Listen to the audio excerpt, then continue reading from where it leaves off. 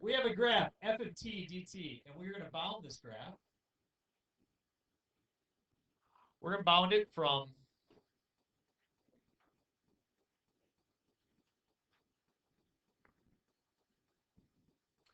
a to x.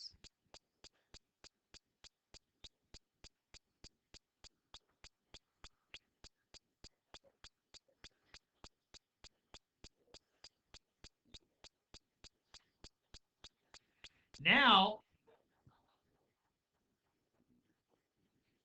I'm going to go over h units, and that would bring me to, if this is x and I go over h, what would that make this right here? X plus h.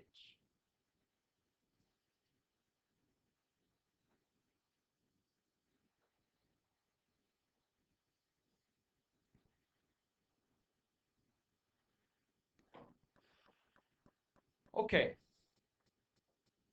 Would everybody agree that I could say that this is the area, and I'm going to use notation we're not necessarily real familiar with. I'm going to call this the area from x to x plus h. Just going to put an x on bottom and an x plus h on top. Everybody okay with that?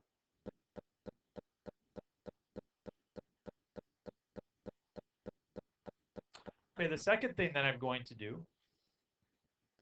is I'm going to write this as the area from a to x.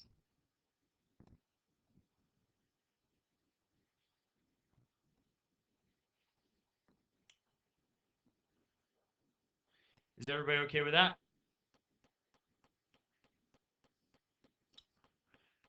Okay, I'm going to try to write an expression for a certain part of the area, namely this area. The area from x to x plus h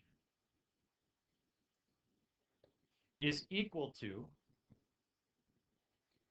so this guy right here, that's that smaller rectangle, right? Couldn't I take the area of the entire thing and subtract off the front part? And I would get that part, right? So we're going to write that then as the area of the whole thing, so a to x plus h, minus the area from a to x.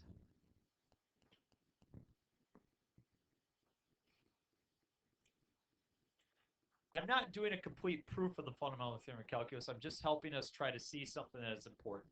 You're not going to have to duplicate this, but I could just show you something. You can say, okay, that was magic, and I just trust it. But I'd like you to show you just something else. Wouldn't you also agree that this area right here,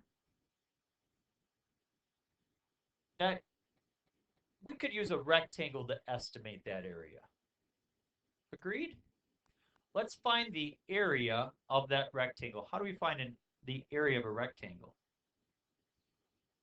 Base times height. What's the length of the base? H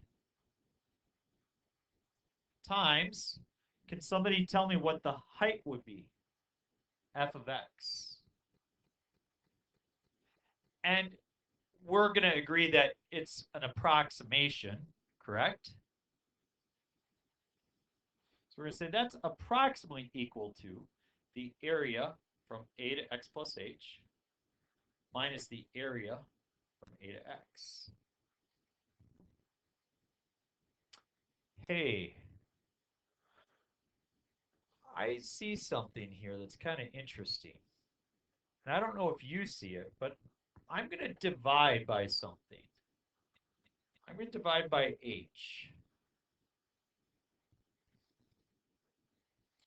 And if I do that, I now have that the function f of x, it's actually approximately equal to the area from a to x plus h minus the area from a to x over h. And it turns out that would you agree that if I make h smaller, then the rectangle does a much better job of approximating that actual area? Well, what do we do to make something go smaller? What do we use? It's this thing. It starts with an L. We use a limit, and we let what go to what? H go to 0. So if I say the limit as, or I say that f of x is actually going to be equal then, as h goes to 0, of a x plus h, a minus a to x over h.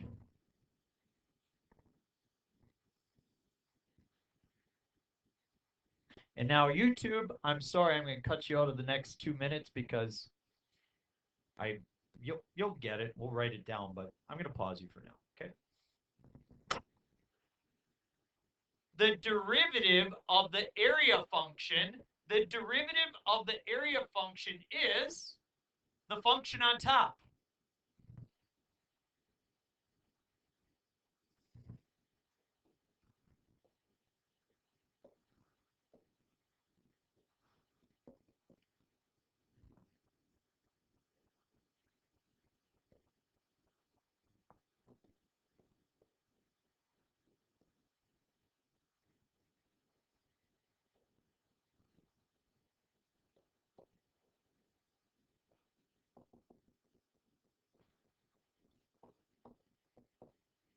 Turns out there's a really important connection. We have this whole thing about area. Turns out the derivative of the area guy is actually the thing that sits on top.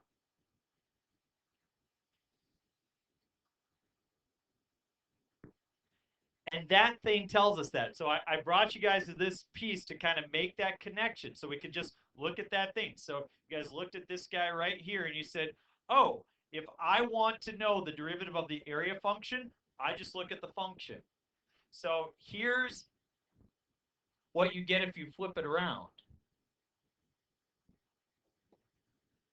The antiderivative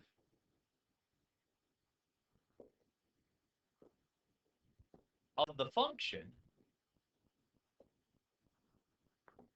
is the area function.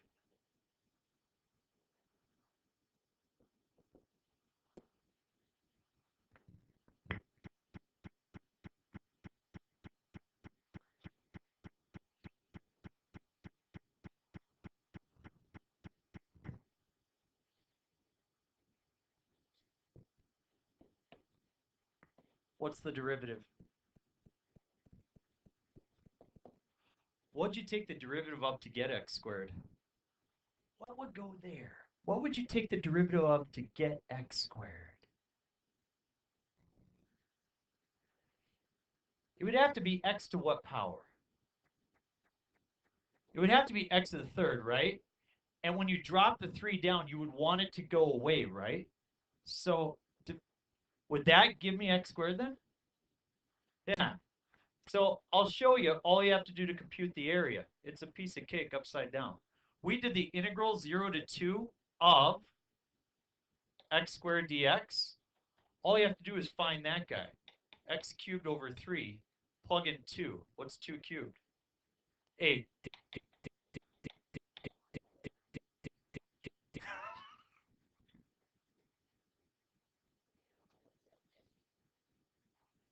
That's amazing. That's unbelievable.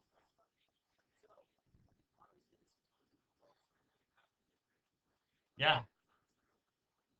Guys, listen to Riker's question. It's very good. Listen to Riker's question. Go ahead. Not too much worse, but I will say that going this direction is what we call easy.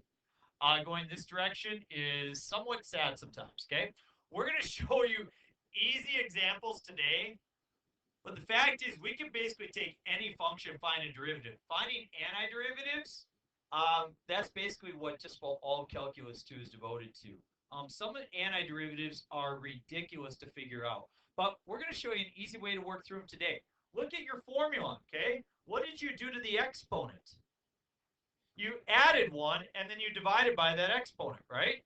So let's practice that. As we look at your notes, we'll put down the fundamental theorem of calculus part 1 eventually, but the antiderivative for x to the nth, if you want to go this way, we said that you have n times x to the n minus 1. That's how we do the derivative, right? If you want to go backwards, then what you do is you take x to the n plus 1 and you divide by n plus 1. And the notation we use for an antiderivative is we say this is f. We call it little f. What do we call this guy again? Do you remember the notation we used? Nope, f prime. Nice try. We use big F for this. Okay, so that's an so big F, little f, and then f prime. So that's the kind of notation we use to show we go forwards, backwards. So we're going to show you how to take some antiderivatives today and calculate area in a very simple way. And it's actually called the fundamental theorem of calculus. What's interesting, though, is I taught you part 2 first. You might think I'm a little backwards. Actually, I've never known a calculus teacher who taught part 1 first. Everybody teaches part 2 first. Yeah, yeah. It's an excellent point. It's really hard for me to answer that question unless you know more calculus. You're exactly right. It seems like they should be switched. So let's find the antiderivative. Big F. If f of x is x cubed, what's big F? X to the 4th over 4. Sweet!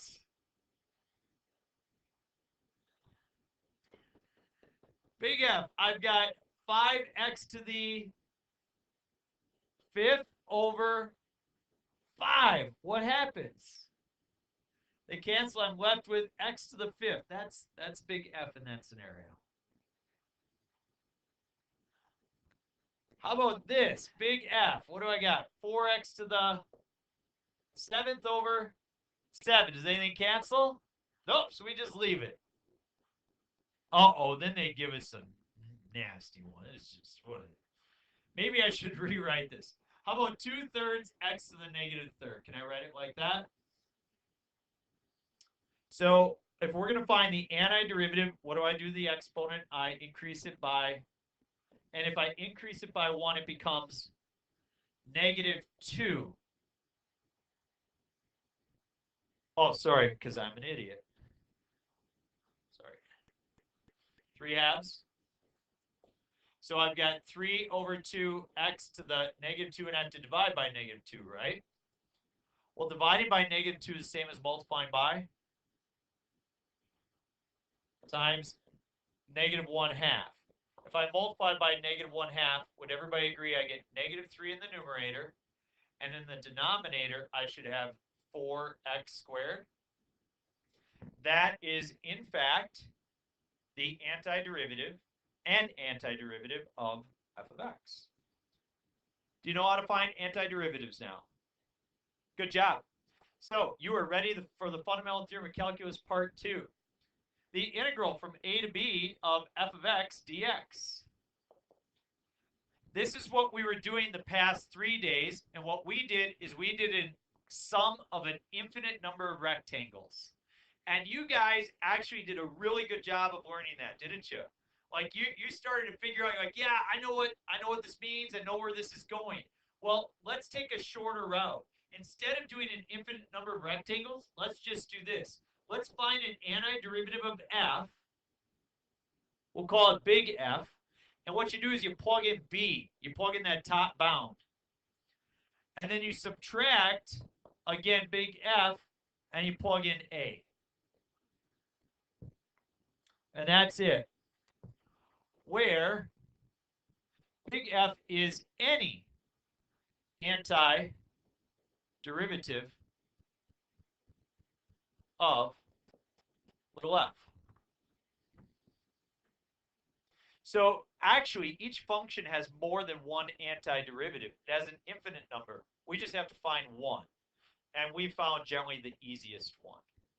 Now, I'll help you just think through that because it's bothering a couple of you. It's no big deal.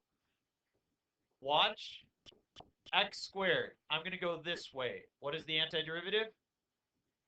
x to the third over 3. And I'm going to argue that there's something else I could take the derivative of that will give me x squared.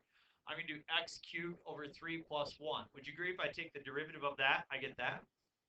And would you agree if I did x cubed over 3 plus e to the pi power? I would also get that, because this is just a constant. In fact, any constant you added on the end. It's easy for us to just use the one that has 0. Agreed? So that's why we say any antiderivative. So that's it. Let's practice. Here it is. Integral from 0 to 2 of x squared dx. Make sure that you think about the graph. What does the graph look like? Parabola from 0 to 2. Is the area above or below the x-axis? It's above the x-axis. And remember, area is the width times the sum of the heights. Well, if it's below the x-axis, are the heights positive or negative? Negative. So it will actually produce negative area if you're below the x-axis. It will produce positive area if you're above. So I'm expecting to get positive area in this situation. All I do is I find the antiderivative, x squared, x cubed over 3. And here's what I do to show I'm evaluating at 2 and 0. I draw a bar right beside of it. And I put a 2 and a 0. So these statements are equivalent. Antiderivative evaluated at 2 and 0. I plug in 2, and I get 8 over 3 minus, now I plug in 0, 0 over 3, and I get 8 thirds. What do you think? Not too bad, huh?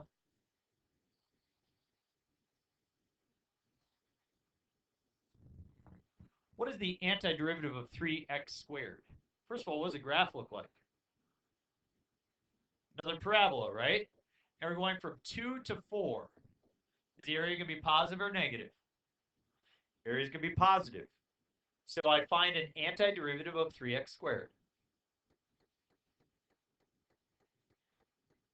3x cubed over 3, which is x cubed.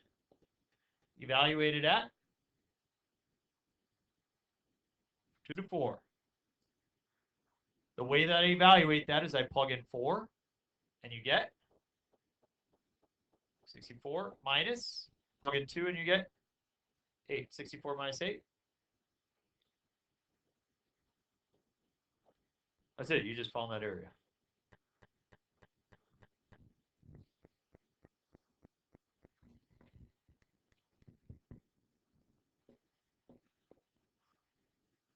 Three x to the 1/2 dx. Do you know what the graph of 3 roots of x looks like? I'm going from 1 to 2. Is the area going to be positive or negative?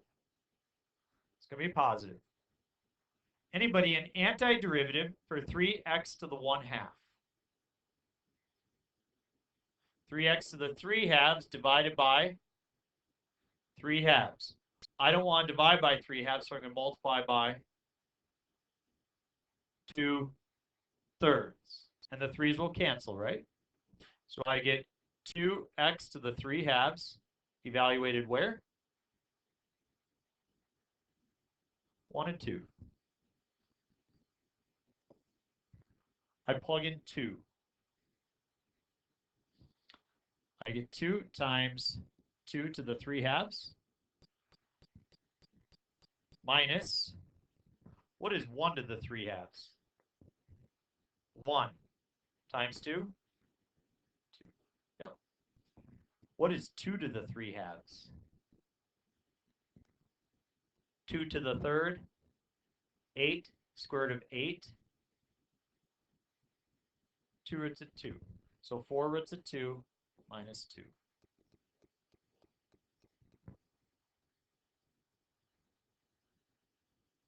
You try letter D on your own. Go. I have x to the 4th over 4 for my first antiderivative. I have x to the 3rd over 3 for my next one. I have x squared for the next one. And then I have 3x for my last one. Are you okay with those for antiderivatives? I plug in 1. if I plug in 0, what do you get? In this situation, you do get 0. If I plug in 1, I get a fourth minus a third plus 1 minus 3. Looks like I need twelfths, huh? So we're going to go 3 over 12 minus 4 over 12 minus 24 over 12. Because 1 minus 3 is negative 2. So negative 24 twelfths. 3 minus 4 is negative 1. Minus 24 is negative 25 over 12. What does that mean about the graph if I were to look at it? It would be below the x-axis, negative area. So if you check the graph, you would see that you're below. Good. You know what the graph of sine looks like? What's its period? 2 pi. So is it going to be above the x-axis or below the x-axis from 0 to pi?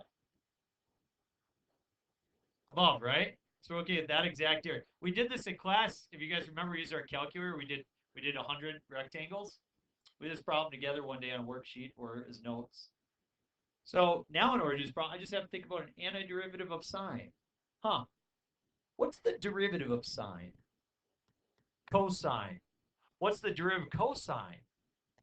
Negative sine. So if the derivative of cosine is negative sine, yeah, the antiderivative of sine is negative cosine.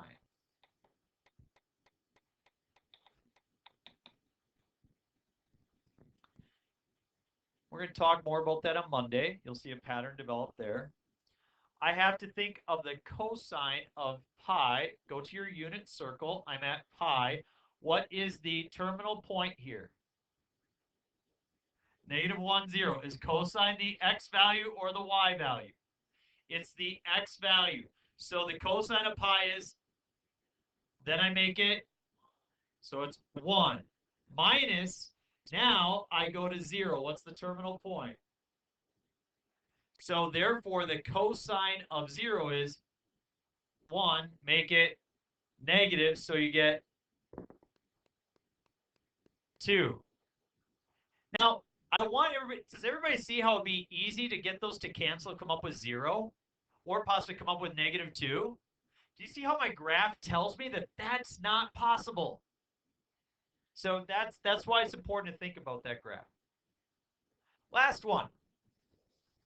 You guys are doing a great job. You really are. You really are.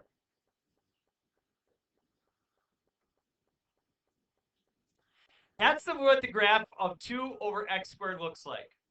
Brings up a really important point for us. True or false? The graph of 5 over x squared is continuous for all x values. False. Where is it discontinuous? At 0. The fundamental theorem of calculus will not apply if you have discontinuity. True or false? 5 over x squared is continuous from 1 to 5. Yeah, so we can use it from 1 to 5. We couldn't use it over 0. So we're looking at 1 to 5, and this is the area. Should work out for us. So we have 2x to the negative 2. Boy, I wish I could find an antiderivative for 2x to the negative 2. 2x to the... Yeah, so you see how Sam went to negative 3? Has anybody been tempted to do that as well? Very normal to when you get to the negatives, go the wrong way. So, guess Rachel's never made a mistake in her life. Thank you, Rachel. You even got to look for Bailey. I mean, that's all right. So we got 2x to the negative 1 divided by what?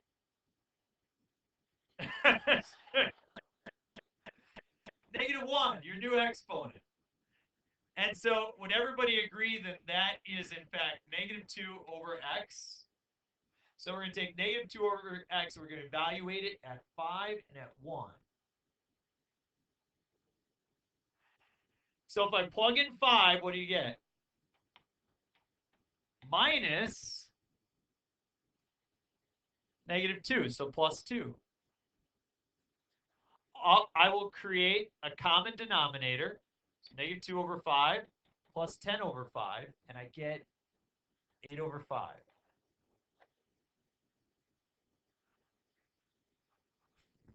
infinite number of rectangles like that. Good work, everybody. Nice job.